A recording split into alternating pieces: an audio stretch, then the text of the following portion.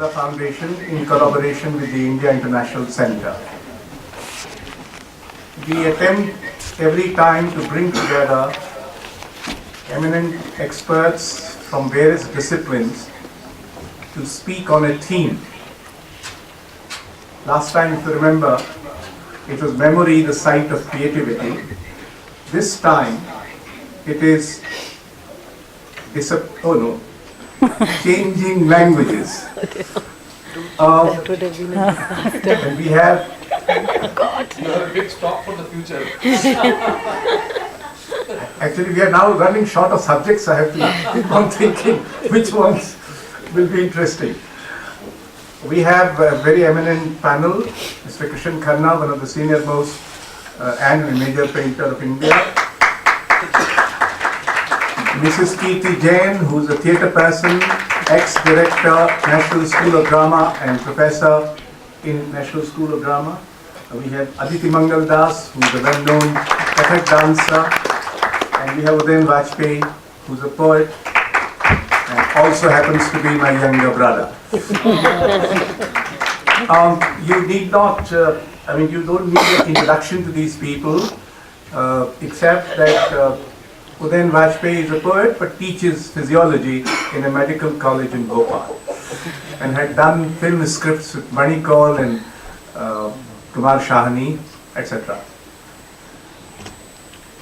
Well, everyone knows that things are changing. In fact, change is no longer a very current word. It is taken for granted that everything is changing and changing so fast that one need not labor the obvious. And the changes that are taking place are now getting increasingly recognized and acknowledged and almost accepted. There was a time when eyebrows will be raised, such and such change. But now you are prepared for all kinds of changes. So this is one big thing happening, that there is a wider acceptance of change. And change can happen in tradition. Perhaps the Kathak dancer would talk about the changes that come about in tradition. Many a time the classical arts are thought to be unchanging, which is of course not a fact. They have been changing all the time, and in fact in the last 50 years, some of us who have watched the classical dances know how many changes have come about in most of the classical forms. Then there are changes which may be departures from tradition, that you deviate from the tradition.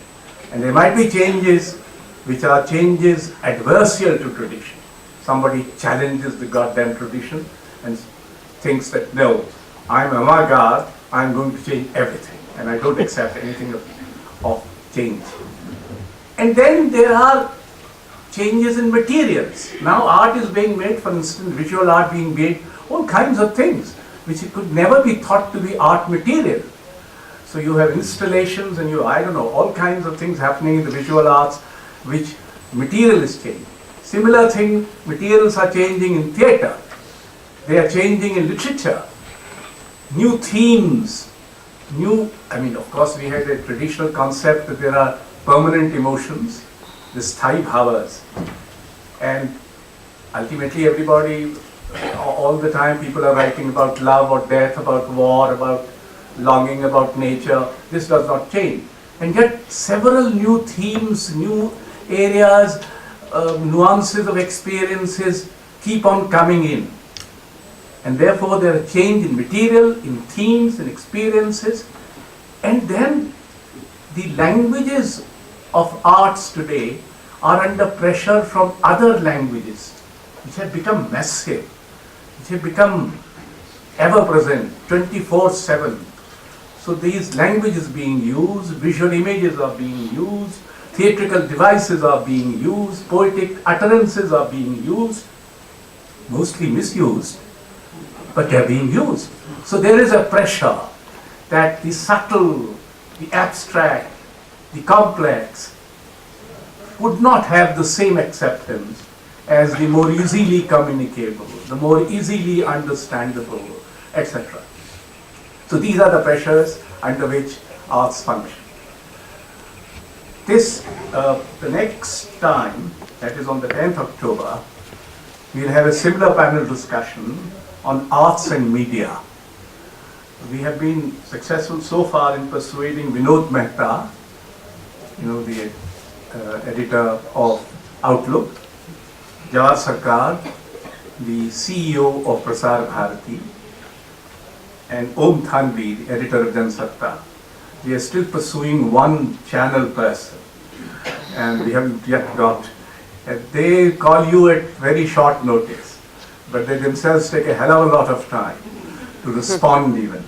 Such are the courtesies operating in that world of glamour and attention. But anyway, then on 26th September, we are very happy to announce that finally a collection of writings of one of the most important critics of Delhi and of art, Richard Bartholomew, called The Art Critic, is being launched.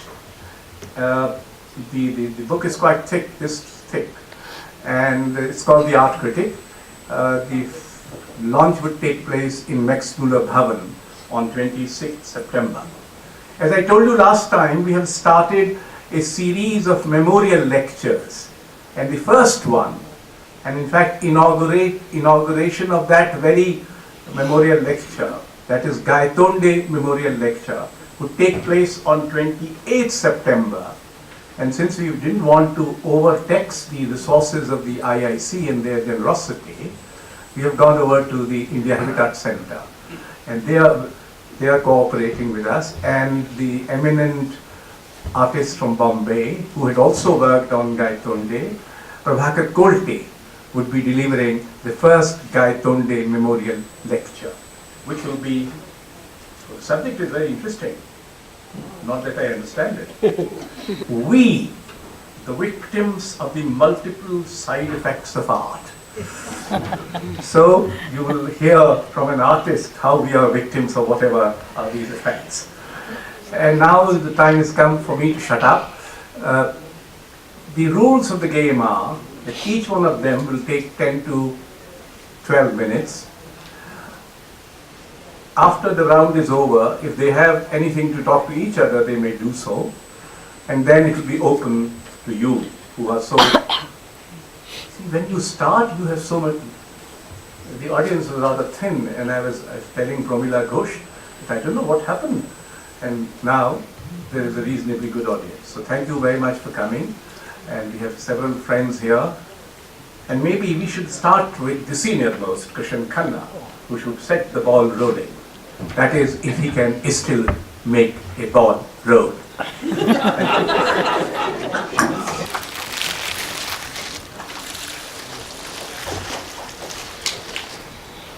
But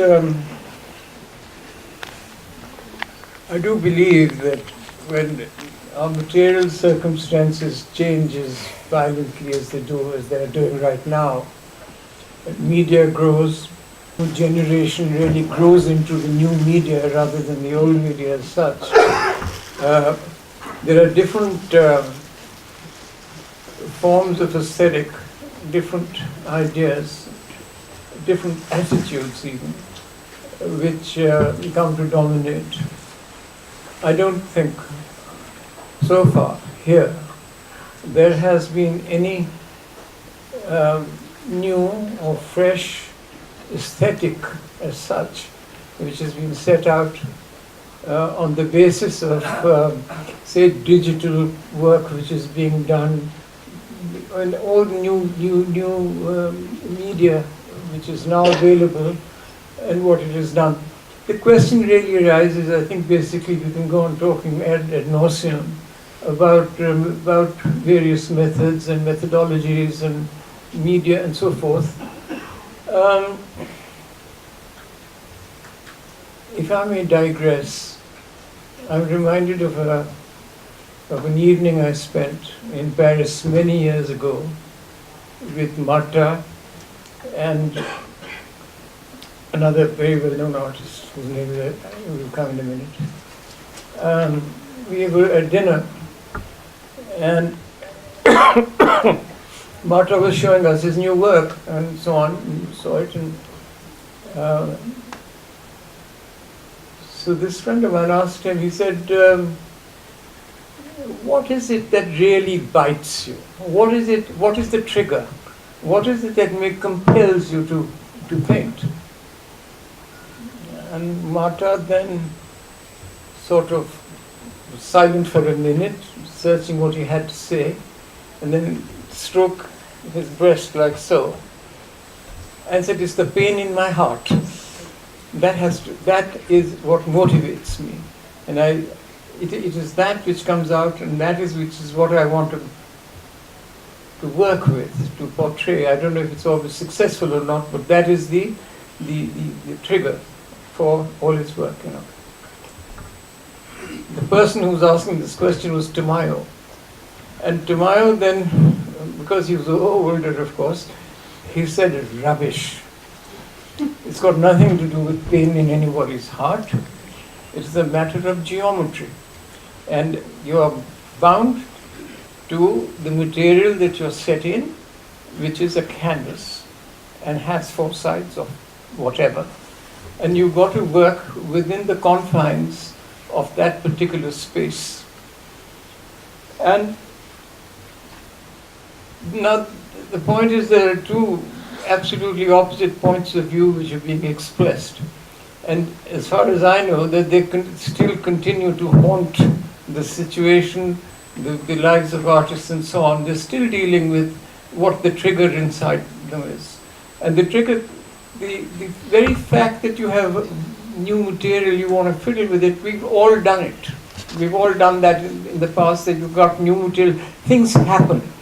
And I think these things don't set out with a kind of a premeditated problem which you have to solve, and then to say, all right, now I can use digital stuff to do it and so on and all the rest of it. These things, sometimes chance plays a very, very important role in all of this. And I speak from my personal experience on this thing. I've had 3 or 4, okay, thank you, 3 or 4 different stages which happened to me. I mean, in the sense that I didn't know it was going to happen, but it happened. And then what was needed was the eye to see that it is happening, and that this can be explored and worked on further.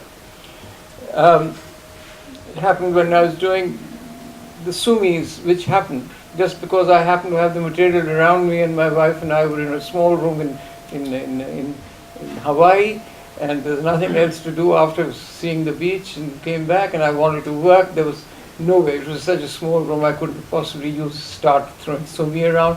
The only place was the bathroom, and there was a tub there. So I thought, well, let's try there, you know, and I tried. And what I did was I laid ink on and I put paper on top of it, and it came out, and it was horrible. I mean, what came out on the paper was absolutely dreadful. But when I looked at the tub, I thought it was absolutely marvelous. Whereupon, I even toyed with the idea of buying the tub from the hotel I was in, but that wasn't to be. However, this set me off on a mode of travel which I've traversed for nearly 4 years or more, when I did nothing but black and white on paper, and extending it each time. Now, what happens is that when this happened accidentally. I mean, I was bored, I wanted to do something, so I laid it out, and then I saw this thing happening. Now, after that, my faculties were roused enough to see what is the potential in this medium, and what more can I do, other than going to I had been to Japan, I had seen how Sumi painters painted, how they loaded their brushes and so on. But I realized that this was really not for me. I mean, it's a wonderful thing, but basically I'm not going to be a Sumi painter. So, but I had all this Sumi stuff with me, and what do? And I then proceeded to explore this thing, and came down to a point when I was creating images without actually physically painting them myself. I was creating channels of water, of air around the tub, putting a larger sheet of paper than the tub would take. So, and running down paper, running down ink, and then chasing it with water. And finally, I could find, for instance, that if I wanted to draw a line over there, without touching it, one could manage it through the air bubbles that you created, and you passed it through, and there it came. And this went on, and I finally had a show, which fortunately was quite successful, and I was asked then to continue with it. But there again, you see, you run the gamut, you go right through the whole business. And if you're going to become, have a dhobi mark put on you that, all right, KRISHEN has done this, and this is what he stands for, and so on, that's a whole different ballgame, and it's something which no artist really wants to do. You've traversed, you've been through all that, you've said things, you've found out things, and I think there's always a time to die. And I think there's a time to put a full stop on these things. And I did that. I mean, there were quite my gallery, which is a very good gallery in New York. Incidentally, Kaitonde and I were showing at the same time at different galleries. But I decided to call it quits. I wasn't going to be doing Sunni painting any further. And there I've got all that wonderful material still lying with me, but it happened in the same accidental way. I'm purposely mentioning this accidental methodology, or call it what you like, happening. When I was of an evening, I was sitting in my studio in Jangpura, and I had a little projector, a sort of a tiny little thing, and I thought it was a good idea to see some of the slides which I'd bought in Japan of screens and so on. And there was one screen of crows, which was, I think, 17th or 18th century. And I put this in my projector. And I had a little canvas put there. I thought I'd project it on that and see it as a screen, you see. But what actually happened was that this was a broad beam thing, the broad, wide angle. And it threw an image which covered the whole studio. I mean, it went way beyond the canvas and so on, and I was amazed. I mean, I thought, good Lord, all these crows in my studio, up there, down there, on the table, under the table, and so on. And I thought, now, wouldn't it be marvelous if I could just sit down and paint this thing? What a painting this would make. Then, of course, technology intervenes, and I thought, well, I've got a camera, let me try photographing it. And I did. I had a Hasselblad at that stage. So I brought it up, measured the light precisely, and I got the most wonderful painting, which even shocked me, let me tell you. And after that began a sort of a 3 or 4 years search into what I could do with photography. Now this was not, I wasn't actually doing photography, I was only using photographic material. The essential thing which I had to say, what was at the back of my mind, the image making capacities such as I had, were at play when all this happened. And so this extended. Now I think what happens actually is that when you've done this and the initial fever is over, and you run the course, as it were, you get tired. You get tired also in a race. You get tired. You can exhaust yourself doing something, And I think that's the time when you say, okay, no more, and let's start thinking about something else. And something else then goes back to the pencil.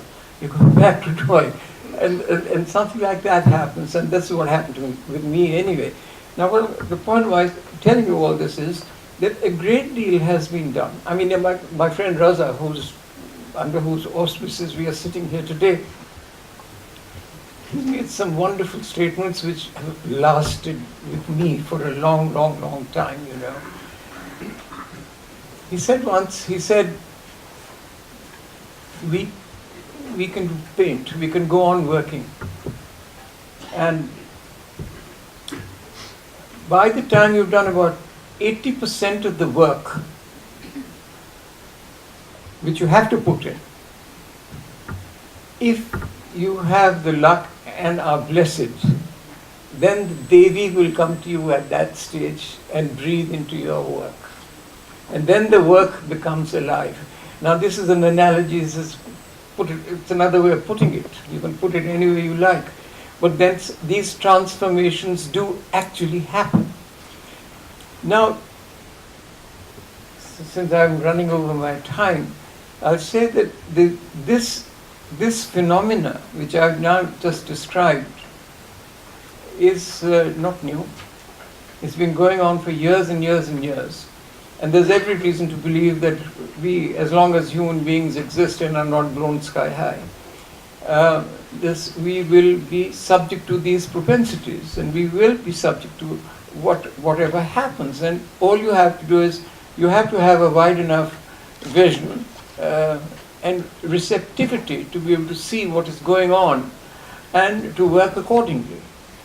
I think that applies as much today to whatever is happening. I mean, it's at the rate of knots, things which are happening. You know, I mean, it's so fast. Every day you get invitations which are that high, and it makes me smile to think that in our time, for instance, it was a little bit of paper that you got saying you are cordially invited or do come to my show and so on. But now I think it's such a lot of money is spent on the invitation itself. Also, I think what is also happening is that whoever is sending the invitation, they try and become very artistic. So, so they put a light blue ink on a deep green paper, which you can't read. so it's very artistic, but the point is it misses the object of whatever is going to happen, you know. And we are living, actually, I think the economic situation has a great deal to do with this change of language and whatever. This change which is happening. There was a time, I don't think any father or any mother would have wanted her son to become a painter or an artist, because it just wasn't on. I mean, you couldn't make a living out of it. I don't think any of us made much of a living when we were starting out like that. But things have drastically changed since then. And now, I do think, with the number of institutions which have grown, teaching art and whatever, that the number of parents who would gladly wanting their children to become artists because there's money in it. It's as simple as that. They think there's money in it, but it's not really so. I mean, I think to really persevere is a very difficult and a long stretch that one has to undertake. Whatever language you're talking, whatever you're doing, you've got to have the first prerequisite. You've got to have perception, far more than the methodologies which you can learn and which have been taught to you. And unless that perception, in other words, the humanities comes in a great deal. You can't be just a one-dimensional man figuring out painting and think that you're going to become an artist. You've got to be actually steeped in many disciplines, and basically poetry, I would say. That has to be there, otherwise, thank you very much. Combines many disciplines. So KRISHEN Jain. That it keeps imbibing whatever is developing in other spheres as well, in life, in our experiences, and of course the various other forms that we have. So, and of course being associated with National School of Drama, where we keep having young people from different regions, from different cultures, from different, bringing different energies. I am constantly in a kind of state where you see such exciting possibilities. There's so much happening. Maybe not many people see, because not many people see theatre. But what we do see is that there is a very volatile kind of energy in the kind of work that's happening today who are in theatre. Because we see that all kinds of boundaries are being broken at this point in time. Whether it is to do with content, or let's say dramatic structures, instead of taking ready-made plays, I think people are taking anything other than ready plays. So they could be working on an internet blog, they could be working on a research, they could be working on an interview, they could be working on an essay.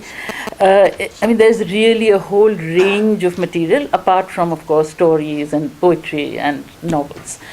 So this allows, this in itself, this very small shift from the conventional dramatic text to taking all kinds of other texts, immediately first challenges the theatre worker that what is the form she will evolve to present that text. And I think primarily the person taking it is also doing it so that she has the freedom to experiment with the form, to devise new methods to present content. And that gives a tremendous amount of freedom. It also allows for moving in different directions. It allows for using the other media for dramatic expression. So, sort of that's one thing that keeps, that breaks. And when that breaks, there is an endless resource that you have in the world around, whether it is from, sort of you take something from newspapers or from television or from, a book that is written or a little experience that you might have. We have somebody like Maya Rao who has come from a Kathakali training background, a very modern performer.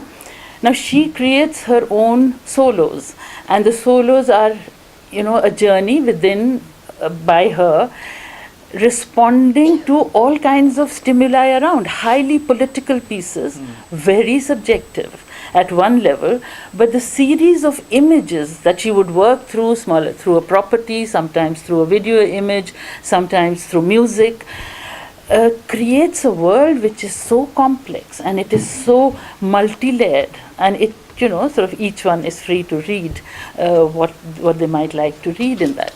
So she doesn't have any text. She doesn't go by any defined text. She creates her own text. She responds sometimes to music, sometimes to space, sometimes to the properties that she has kept, sometimes to the video, and it's a new piece that she creates at every given point.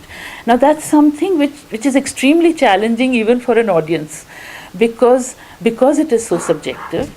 Sort of the audience which is looking for understanding a performance will find it very difficult, but the audience which is looking for experiencing the performance will find it very exciting, because what happens is that each one of us experience completely different things with every little image that she creates.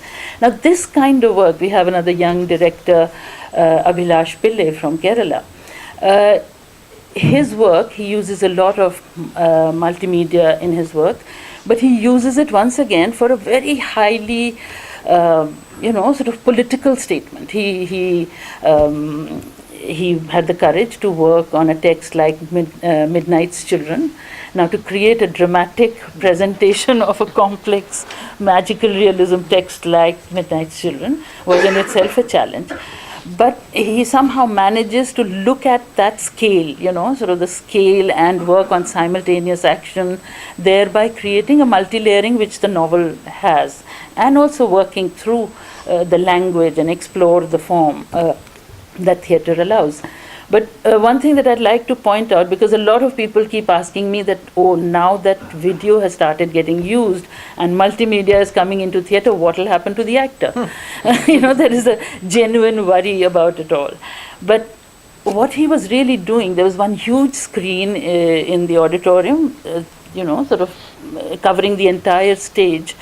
And there was a slant, it was all white. He had built it like that, and the whole screen was had the projection of the Tryst of Destiny speech newsreel that was there at the time of independence. As you know, Midnight's Children is about post-independence and post-independence India. So while that is happening, one person with a sickle and symbol is trying to climb that wall, and he keeps slipping down. He tries to climb the wall and keeps slipping. Now it was quite repetitive. This went on for 10 minutes, but sort of immediately what hit you was that at one level he was trying to contextualize it with Nehru's speech, what is the India that he wanted to build. At another level, he was also trying to say that the entire establishment was the newsreels that were being made were only presenting the official point of view. What happens to the common man in this independent India is what is happening to this man who is falling down every time. Now, therefore, the use of these kind of images to contextualize, to bring in a sort of multi-layer, and that's something which we keep seeing constantly in theatre. What is also happening, of course, as we know, that boundaries at one level are being broken, and they're also being blurred between different forms. So I think dance is moving closer to theatre, theatre is moving closer to dance. It will be very difficult to decide today whether we call a particular performance dance theatre or dance. And this again is extending the boundaries of each form. So we have the freedom, of course. People in theatre, you can encroach into theatre, literature, visual arts, dance, music, everything. But what we are doing actually is drawing from the vocabulary, drawing from the energy that a particular kind of form has, and using it to create a kind of experience which tries to capture the very multi-layered reality in which we live today. For instance, I once went to a performance where there was a music, background music which was used, and some text that was there in the recorded music, which was playing, and as a result, I could not really hear what the actor was saying. And I was getting very irritated about this. This sound was really irritating me. And I told the director later, young director, I said, you should do something about this sound. It's very distracting. So he said, actually, that's what I wanted to do. That today, every time that we are wanting to talk to somebody, concentrate on something, there are so many noises, so many, sort of interference. Not here. So then, sort of it hit me that it is the experience that he is making me go through, which, if I was not trying to understand what the words were, what is the word saying on stage, but if I was really actually imbibing the experience, I would have understood what is the complex reality that he's trying to create. And the other thing, I think, the direction in which theatre is moving, I feel, is the word having got discredited, having lost meaning with the way politicians use it, the establishment uses, the media uses it. I think the theatre practitioners, performers are realizing more and more that it is the body that has to say what it has to say, and that there will be greater truth when you say it through the body.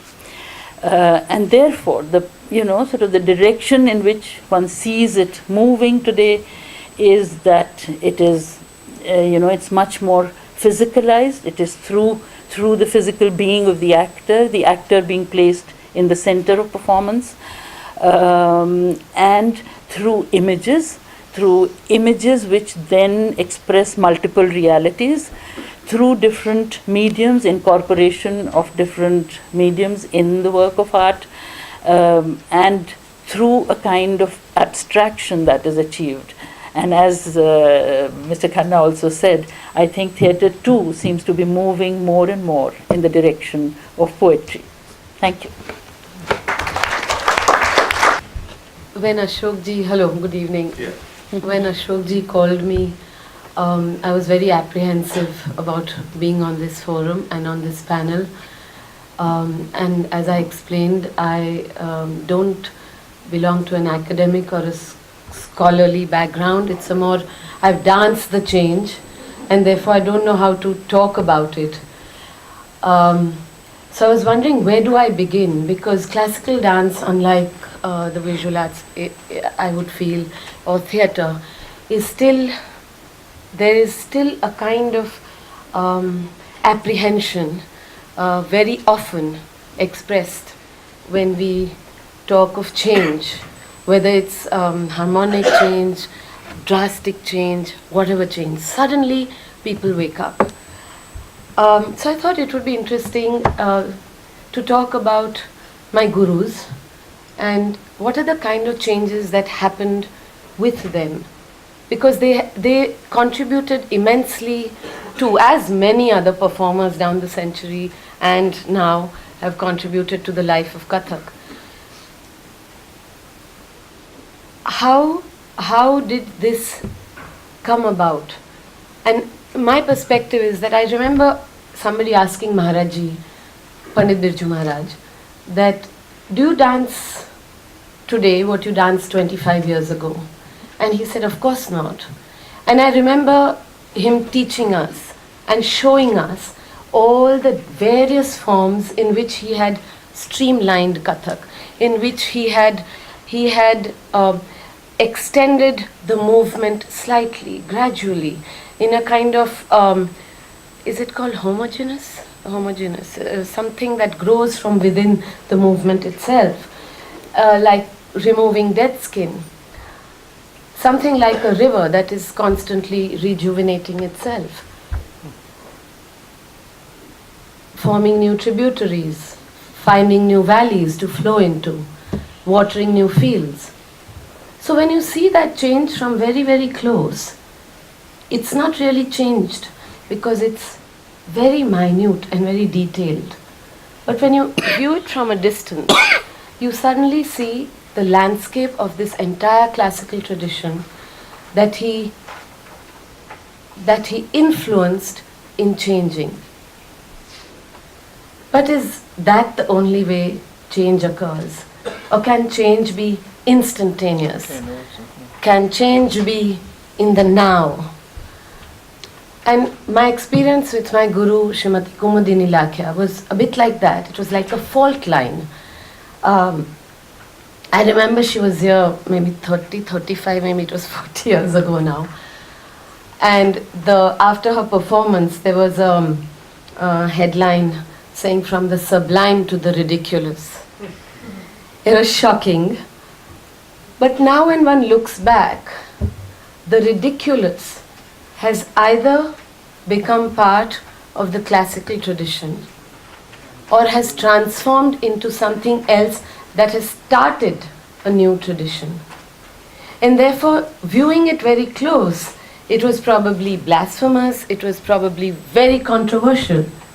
But when you look at it at a distance, you realize that these were faults that somehow the triggers that needed to happen to either, as Ashokji put it, within the tradition or in an avant-garde fashion, to somehow change it in the now, right now, not looking at the past, not thinking about the future, this instantaneous change.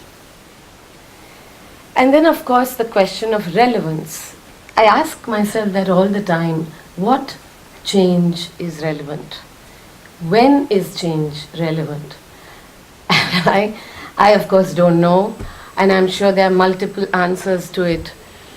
But when I ask myself, the answer that comes often is that probably the change that affects the core, the change that, wrong word, not affects the core, the change that transforms the core, and therefore it's ready for another transformation again. And therefore I feel sometimes the apprehension of many of us classical dancers of losing the originality of the style is very, very unfounded, because only the change that is going to add or enhance the originality, or the change that is going to start something dynamic and a separate tradition, that is how it should be, will remain, and I think the rest will just die a natural death. But how does this change, for me personally, happen? And as you mentioned, sometimes it's a trigger, sometimes it's an accident, sometimes it's various inspirations, poetry, music, the text, your life experiences. Sometimes it's gradual, sometimes it's in the moment. But I remember after being under these great stalwarts, you know, you're trying to breathe, if I may say, in a nice way.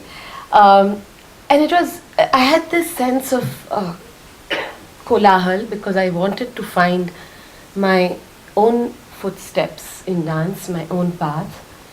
But I didn't know where to start, how to begin. I had great gurus, but I wanted to find my own thing. And where is it? How is it? How is it going to happen? Am I going to just leave it to chance? Am I just going to dance it out? And a little trigger happened. It was 1986. And as it happens, it was a conference, a dance in Bhopal. And I was invited by Ashokji, and it was about Kathak or Kavita. And we were to do a classical, traditional Indian poem, which was Mirabai, traditional Kathak poem, Bindadin Maharaj, and a contemporary poem. And I was working with Jivan Paniji, and who helped me look through contemporary poems, and I found this beautiful poem by Agye. I'm an emotional dancer. Most of my work is autobiographical, so whatever my body, my mind, my heart is going through at that point is somehow expressed in my work, and I guess it was claustrophobia. So in that poem, I read claustrophobia. I composed it. I like a thumri or something. I had my music composer composed the music, and it was awful. It was horrible, because claustrophobia is such a dry emotion. It doesn't have any shringar ras at all. And you know, I had been trained to dance with the underlayer of shringar ras. So how do I remove this 25 years of training mindset? Though of course Kumudji always encouraged, and so did Maharaji. How does it start? And I tried everything. Sometimes I decided, no, maybe this is not my path. Maybe I'm an okay dancer. I need to be with some choreographer, with some guru who will teach me what to do, and that's what's going to happen. But one day the date was coming close, and one day we had guests over for dinner, and they were listening to rock music. I didn't grow up with rock music, and because I had this impending performance, I said bye-bye to them around 11, and I went into my bedroom. And this rock music was getting louder because the party was happening outside. And it was going boom, boom, boom, boom. And it was like boom, boom, boom, boom. And I was sitting there with my head like this, and it was forming this sound cylinder around my head. It was closing in. The sound was closing in onto me. And I had this small little, it was a small bedroom, slip of a mirror. So every time I saw my image in the mirror, it was containing me in this one little bit here or one little bit here, and every time I moved out, I was released. And I said, Aditi, just forget, just dance tonight. Just go ahead. And every time I moved in and out, it was this mirror containing me and this boom, boom, boom. And by 1 o'clock, the boom, boom, boom was like in its, it was in my head.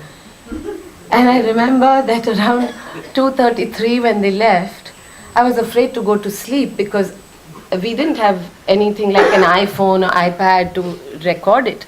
And I didn't know what to write down because I hadn't danced any tukda or paran or tihai or nothing. It was just a response at that instant to this claustrophobic. Anyway, next day I wake up and I called my tabla player and I said, why don't you play one theka? And just as you mentioned right now, in that repetitive, we made him play the same theka. And he said, "Aapko koi tukda paran tihai nahi karni hai?" I said, "Nahi, aap yehi bajate rahiye." So the theka kept on playing. It was so boring that the boredom gave rise to this sound barrier around me. I removed the melody from the music, and we recited the words at that point in very monotone recitation. And at that point, the only thing we knew about lights was spots. So I had this very thin spot which became the mirror in which contained which reflected the claustrophobic feeling. It was no path-breaking performance, but I think it evoked a change in me that over the years, hopefully, somehow helped me recognize where I would like to go and what I would like to dance, and to have eventually the courage to dance my own dance. Thank you.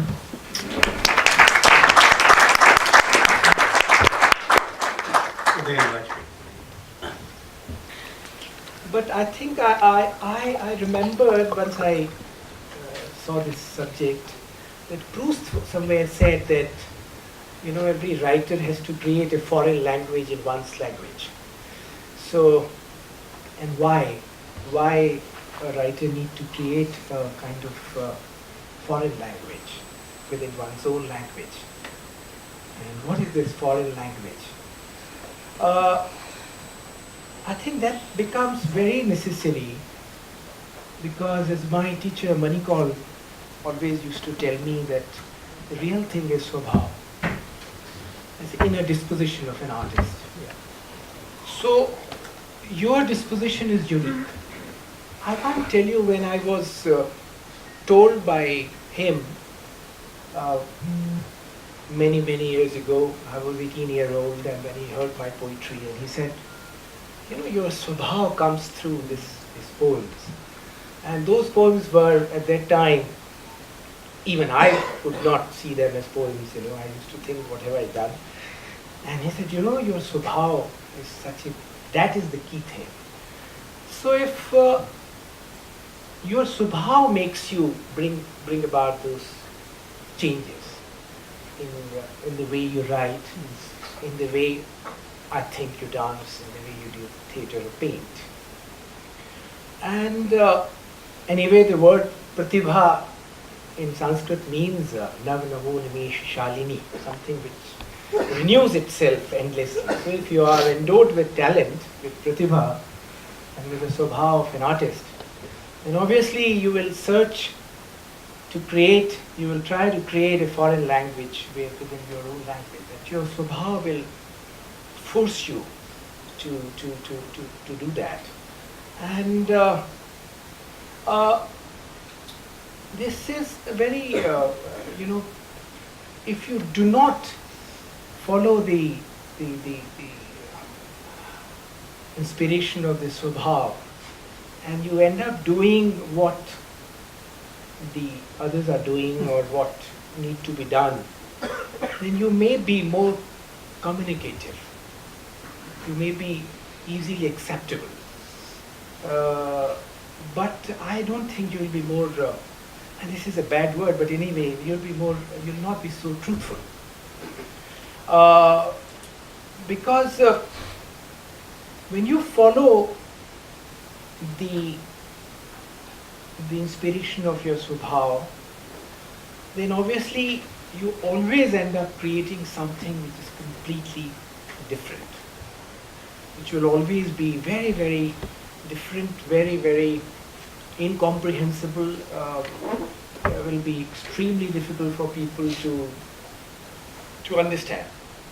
And I can tell you my little story about that, because this swabhav in fact is the singularity, that, which would mean that you are born with a certain singularity which has happened only once, and when you die you take this singularity with you. It will happen only with you, and once you are through with it, when you are out, then this singularity is over, only your works remain.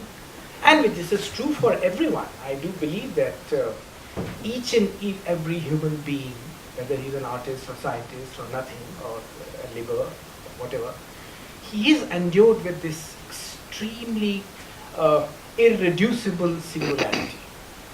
And it is this irreducible singularity which makes you change languages, which make you create differently. I was, when I was very, very deeply in love, and I wanted to, when one is in love, one is somehow very close to one's absence also. One's, if I may say so, death. It's like a shadow of love. So, I wanted to tell about my childhood to my beloved, who later became my wife and I later lost.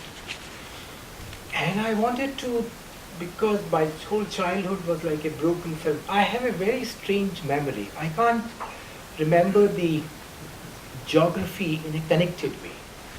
I can remember chunks of, so therefore if I'm left in a city, I'll never reach the place that I need to without asking at least 20 people, because I just don't have that kind of memory. So my childhood memory was also like that. It was like pieces, chunks of images. And I wanted to put them, I did not want to organize them into a form which will look like poetry. Because this is what I used to feel, that if I'm a poet, if I have that capability, and if I write a sentence, as this very great scholar Acharya Vishwanath said, that what is poetry? He said poetry is a rasyukta vakya, a sentence with ras. That's poetry. So I thought that if I can create sentences and bring them together, and if they look like poetry, it's all right. If they don't, hardly matters. So I went on writing. So one day I was sitting on my table and was writing something, and I thought that this is not working, because I was breaking the lines in a very strange way. Then I suddenly thought that let us put them together in that block, in a prose, in a form of prose. So I did, and I suddenly found that by just changing the architecture of the text, something completely changed. I was so shocked. I thought, this is wonderful. This is something, I'm just, it is as if I have put a very beautiful piece of stone and imagining a sculpture in it. So then I thought that I got the form now. So wonderful. And then I started writing the sentences which used to, this is once again very strange to see that I used to listen to those sentences one after the other, and I'll just put them down one after the other without caring much about the fact that whether this is making a narrative whole or not, whether it is comprehensible or not, and all those questions, they were irrelevant. And I went on writing such pieces for around few years, and I thought that to call them poems will be sheer insult to the word poetry, and not to call them not poetry will be an insult to my own self. I'm a self-respecting person, of course. So I found a way out, in between way, and I called them few sentences. I called them kuch vakya. So that was very easy. Open. They are sentences. If you can take them as poetry, it's all right. If you don't, they are few sentences. Now, this is something that later I was told that I have done something very new that has never been done, etc., etc. I don't take much. I don't make much of that. But this could happen because I was wanting to write, following my way of looking at the world, or way of experiencing my own dreams or memories or desires. And I did not want to impose an available form on that. I wanted form to emerge. That's what I'm saying it today. It was not so conscious. I mean, you don't sit down and write a thesis before writing a poem. You write a poem. You later, there's interesting panel discussions and seminars, and then you talk about all this, which is in itself a very interesting exercise. I mean, I love to do that, because to talk about. I'm a physiology teacher, so I go on talking about how you smell and how you see the visual and all that. But sometimes I get the chance to talk about poetry. I just love it. I go and teach in Film Institute also, because I love to talk about cinema also there. And that is one. Number two, I'll tell you another thing of my teacher, Manikol, who was a very great Drupal teacher also. Yeah. And one day, I was there in Paris for a while, and Mani was staying in Amsterdam. Mani said, I am a pakka Guru Shishya Chela. I told Mani, I said, I've come here, why don't you come? So he said, 10 din ke liye I'll come and I'll stay with you. So one day, and he brought a Tanpura machine with him. And every morning he'll start Tanpura machine and he'll do his riyaz and wonderful. And one day I asked him, this is after having met him for 15, 17 years. I asked him, I said, Mani, क्या मैं भी गा सकता हूँ? So Mani, हाँ भाई. He was such a great man. And he said, हाँ भाई. So Tanpura machine, he tuned it to suit my voice. And he said, हाँ भाई. So I started singing. So Sargam gaya, he told me a few things also to sing. I sang. Yeah, हाँ बिल्कुल गा सकते हैं. Riyaz started. And in first 5-6 days, 6th day in Paris, Rag Yaman ka alap उन्होंने मुझे सिखाना शुरू किया. 6th day. And then of course I came back to India. He was staying there, but he would come. So he had come for master classes in Pune. So I'll go to wherever he was in India. And he was singing. And then he said कि ऋषभ का कि बढ़त करो. Then he said सिखाया ये सब. वो सब मैं कर भी लेता हूँ. सिखाया उन्होंने. One day he will sing something and I'll do something. And I told him, I said, Mani, I am not repeating what you're doing. So Mani said, but you need not do it. You need not. You do what you feel like doing. So then I'll do something. He'll tell me that this is how Bharat of Rishabh is to be done. Then I'll do my own. Then he told me once, he said, you should create the chand then and there. That is what Drupad music is all about. You should not repeat the chand which are already there. So I said, and the basis for this invention of new chandas will be what you feel exactly at that point. You do that. He says, there's no point in remembering the patterns of a rag and repeating them. He said, this is ridiculous.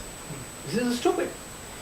And he said, whatever you, at that moment of time, you are feeling, because he said, that's the truth. That's the truth for you of that universe. That is the truth you are with.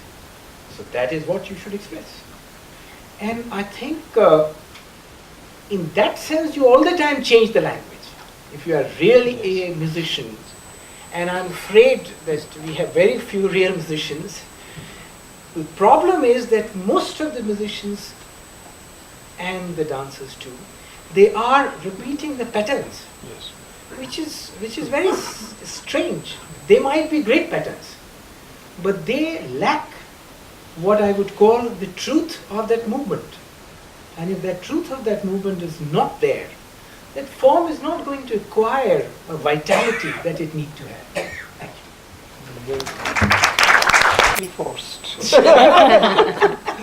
And would be claiming to be an artist. Yes.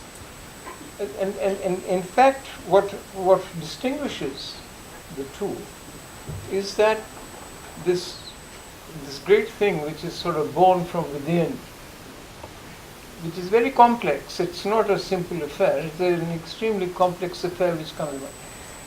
But when it's offered, or when it takes shape from within as well as from without, then it creates a resonance which is there forever. Then it is away from you, in a sense. It is out. You know, you can die. I mean, but you've left that behind as a part of yourself, part of music, part of poetry, part of anything you like, or whatever you're doing. That remains. And I think until that happens, there's a great danger in all of this. And that's why I'm saying this, that the whole thing can become so internalized and so neurotic that it can, Van Gogh suffered from this by his critics as well. They thought madness was great. You know. Madness was not great. He was not a mad man. I mean,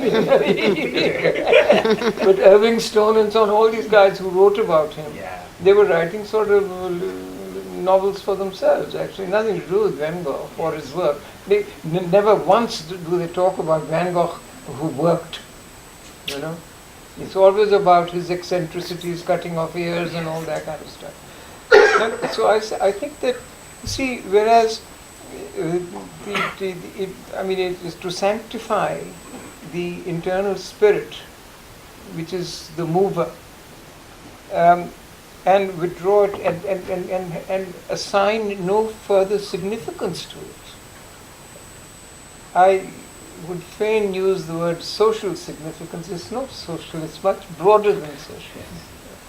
But unless that is there, it doesn't percolate, it doesn't happen, it doesn't then become additive to the wealth of the world, so to say. That's all. I also just wanted to Take the mic.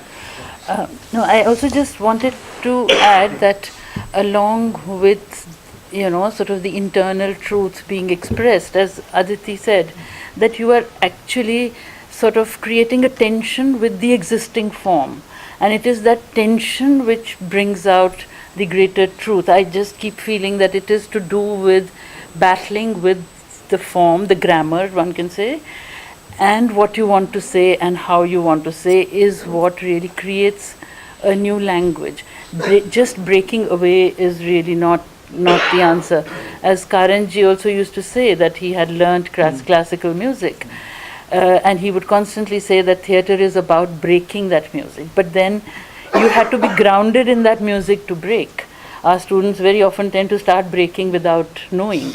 So, and then there is no depth because there's really no dialogue between the grammar and what your inner self is saying.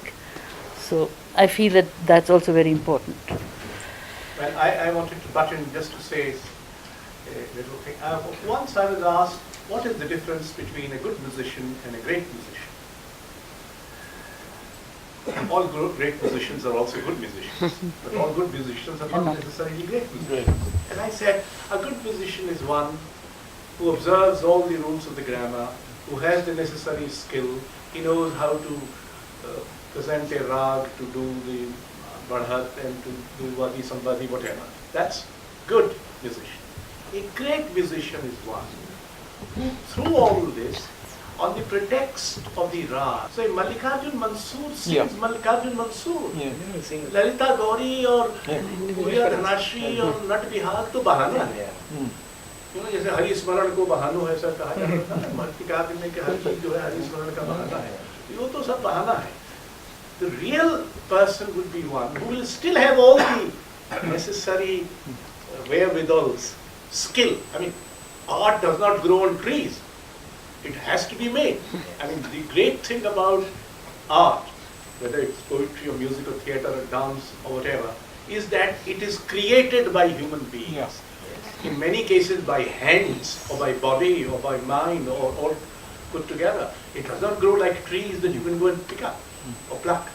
So that remains the core, and as was being said, that the inside and the outside have to come in some kind of a relationship, which may be a relationship of tension, which may be a relationship. There have been great writers and other people who have battled with the outside and battled monumentally and classically to create an art which is completely inward looking, but this battle is there.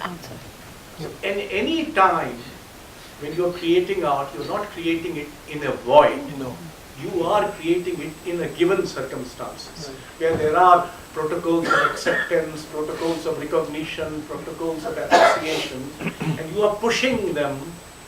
If you are moved by something which is genuine and as it is truth of the moment, then you will push them. And many a time it has happened, and it has happened sadly in all fields. It has happened in case of Mukti Bodh, for instance, in Hindi, that he couldn't get a single book published during his lifetime. And now he occupies such a monumental presence. When he died at the age of 47. Yeah, yes. There are people like that. So, now they seem to have finished. Yeah, please, just a minute. We will not have no, you're going to get your chance now. So please bring the mic. It's here. Is there someone with the Yes, mic? it's here. It's here. You pick it up.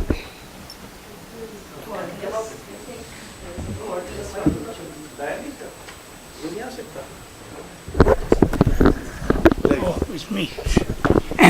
Well, thank you. I really enjoyed the discussion, but I am from the audience.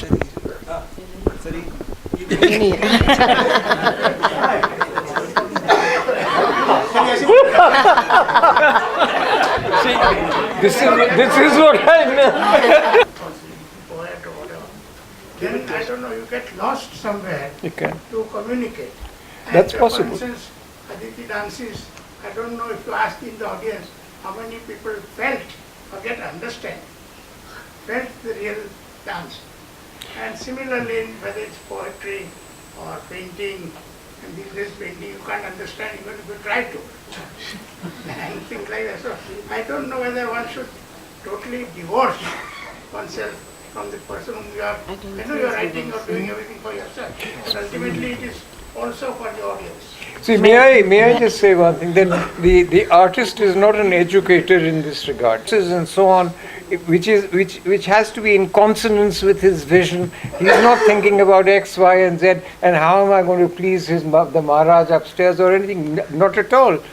It is also, I think, incumbent on those who want to see what this experience is all about to make an effort to try and understand it. It is not something which is beyond comprehension. You know, I mean, it takes time. If an artist has devoted his entire life to this thing, surely it is not too ill to expect people who are going to look at him to spend a little time at least trying to understand what this guy is saying or has been saying all his life. You know, I don't think the artist has to have it's not a show of hands, you know, which determines the caliber of a painter or an artist or a poet or a dancer at all. I don't think so. I think there is no show of hands, in fact. In fact, I have a feeling that when an artist is expressing something and trying to express an inner truth or a reality, respect to the audience, that she can get into a creative dialogue with the form of art to, you know, sort of what I say and what you take are two sides of the same coin, and it's an extension of the meaning. So the two experiences kind of enhance the overall experience of the work. So I think one of the things which is changing more and more, and I think that is the best part of it, is that on the one hand it's going deeper and deeper into the reality, and on the other inviting the audience to, you know, sort of participate in this process of going deeper. I think that it's not just saying something which you will easily understand maybe, and that's not the purpose, as he mentioned. The purpose is that you will also challenge yourself. I always remember says that एक दर्शक को सहृदय दर्शक होना पड़ेगा, जिसमें कि बहुत सारी चीज़ें इनकॉर्पोरेटेड हैं, that उसके लिए educated भी होना पड़ेगा, open भी होना पड़ेगा, without prejudice भी होना पड़ेगा. But essentially, to be attempting to know or attempting to read is a very important part, or attempting to participate in the process. Who wants to say something? Sorry. Go ahead. I think at times we get so used to, as performers and as an audience, to be told everything, to be explained everything. The magic goes. Of course. The mystery goes. And at times, I don't want to put a full stop to my dance. I want to keep it an open-ended sentence. So everybody who watches it with their life experiences, with whatever they have come with, take something back from the dance which is an individual experience for themselves. Not that I am going down this path so you, all of you, have to follow me. But no, follow something that is, sometimes magic gets lost in too much explanation. Attention, the form of attention to leave something. And that's, normally you think that it is making more incomprehensible, but fact is, there's a great respect and also possibility of creating attention of the audience. Because, most of the Bollywood cinema, when you see, when you're, you're in a talkies, you're most of the time not seeing the film, because there are hardly any attention created.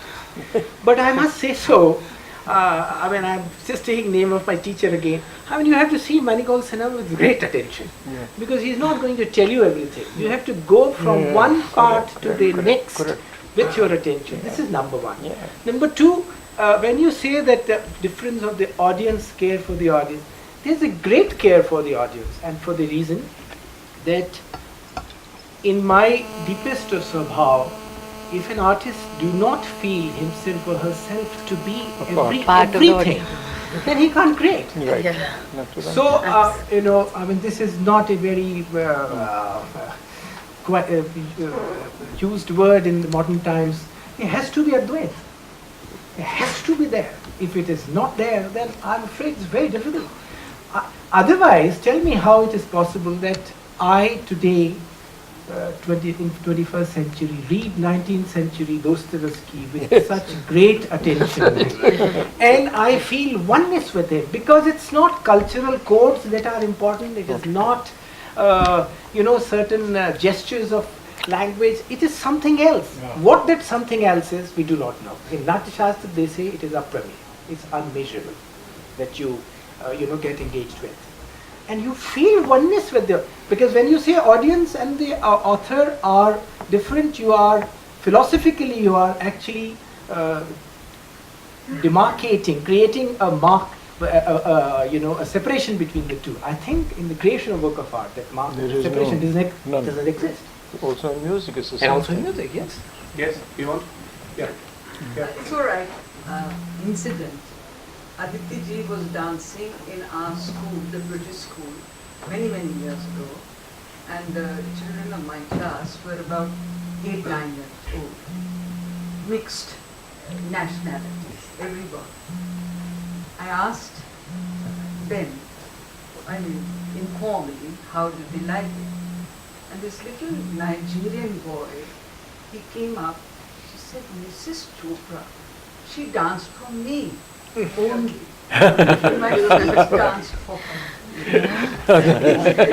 Wonderful. Very nice. Now that we are at episodes, in the Museum of Art, right in front was a painting by Ambadas. Ambadas is the most abstract of the abstracts. And he said, "Arey bhai, director साहब, Swaminathan was the director. ये जो painting है, ये किसके बारे में है? खेत के बारे में है कि खलिहान के बारे में है? Swami not to be cowed down by the millions of the president of that matter for the presenting God. He said, राष्ट्रपति जी, ये किसी के बारे में नहीं है, ये खुद अपने आप है." Wow. And I must say, the president showed a rare sense of humor. He said, बात आपने बड़ी दूरंदेशी की कही, पर समझ तो आनी चाहिए.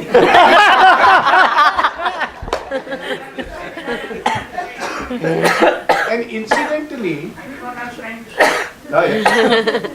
but incidentally, Natya Shastra has been mentioned. In Natya Shastra, Sahidaya is supposed to have 36 properties. Yeah. He is to have 36 qualities before he is admitted or she is admitted to a Rasik Sabha. Yeah. In our case, what happens? You watch a painting for maybe half a minute. And then you think that, what does this mean? The very question, what is it all about, is a wrong question. Of course. A poem may be about nothing. A painting is not about anything, it is itself. And this is good enough. But anyway, you say somebody else. Yeah. Hello. I think when when each other and also create some collaboration at some point in time. But at the same time, we're living in a situation where a simple cartoonist can be slapped with such a charge. And for example, how difficult it will be for an artist from Kashmir or from Northeast to talk about really hard truths about what they feel there. So the necessity to understand each other doesn't come from only from within. It actually is the compulsion for the artist in a particular space to to negotiate, to collaborate, to understand the other practitioners, so that the point is put through. That's why even if the cartoon is seen as a very lower form of art, I mean, we should have some sort of solidarity with those artists who are insulted and humiliated and not supported by any government representative. That is very unfortunate and sad in our country, where you don't accept any artistic protest. So for that reasons, the necessity of understanding art in the contemporary becomes very urgent. So the radical element has to be there. I don't think that I have questions for everybody, but I don't think it's time. But I would just one little curious, Mr. Khanna. When you went to Paris, artists like Marcel Duchamp and then the other great who just really were thinking about different changes. But why you somehow got transmitted by those signals? I can't. I'm sorry, I can't hear you very well. I'm saying when you went to Paris, when you were in Paris. Yeah. There was an artist, Marcel Duchamp. Marcel Duchamp. Yes, of course, we know. He was talked about, and he was the most. Yeah. I didn't know. I know. But what I'm saying is that when you and other artists who were there,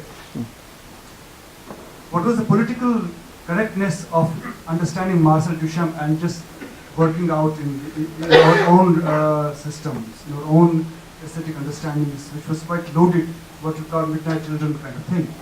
But to get influenced by the impressionists and the expressionists of those times was, I think, a little easier way out. So this is my critique for newer Paris. But I mean, may I say something about Marcel Duchamp, whose work I've seen? The ethos of the avant-garde. He never did a single thing twice. And finally, when he died about 15 years before he died, or was it a little time shorter?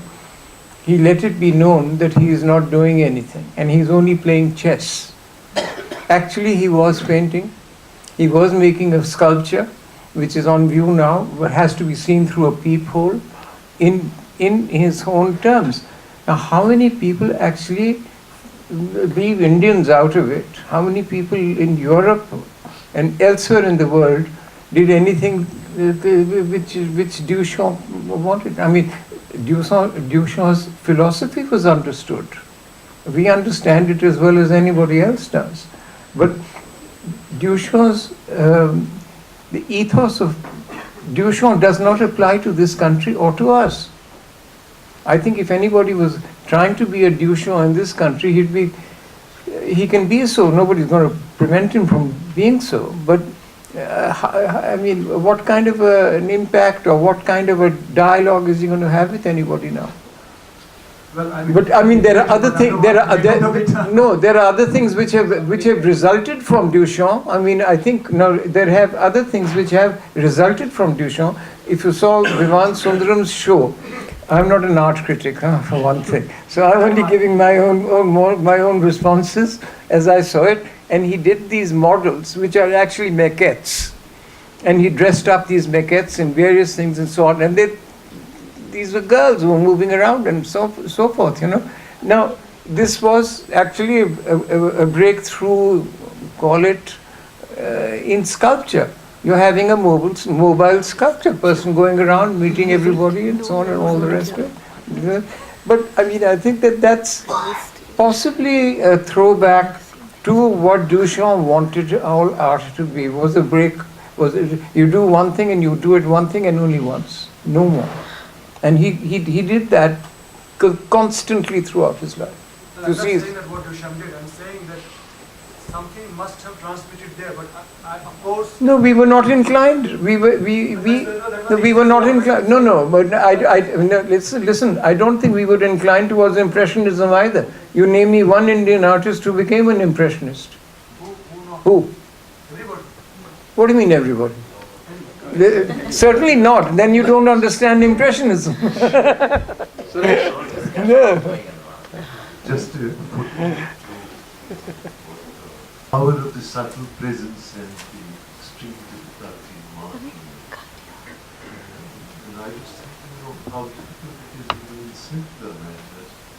There was this extraordinary linguist Pandit at Delhi University, and he had published a book, and the registrar wrote to him to say that under such and such provision you are obliged to give so much of the Royal University for your time, university time. And Professor Pandit wrote back saying, you are right, but there is a difficulty which I would like to solve. And the difficulty is that all that I wrote sitting in the loo. And an academic council or any such body, the Vice Chancellor may fit decide whether that time belongs to the university or Come to the end of this evening. Thank you very much on behalf of the Raza Foundation and the India International Center. And as I announce, the next one in this series will be on 10th October, Arts and Media, with Vinod Mehta, Jawar Sarkar, Om Thanvi, and one more person from electronic media participate. You are most welcome. Please try to come a little in time, because we want to start at 6:30. And some of you have a tendency to come at 6:27 and then go for tea. That is the best thing to do. Please come, take your tea, but 5 minutes earlier, 10 minutes earlier. Thank you.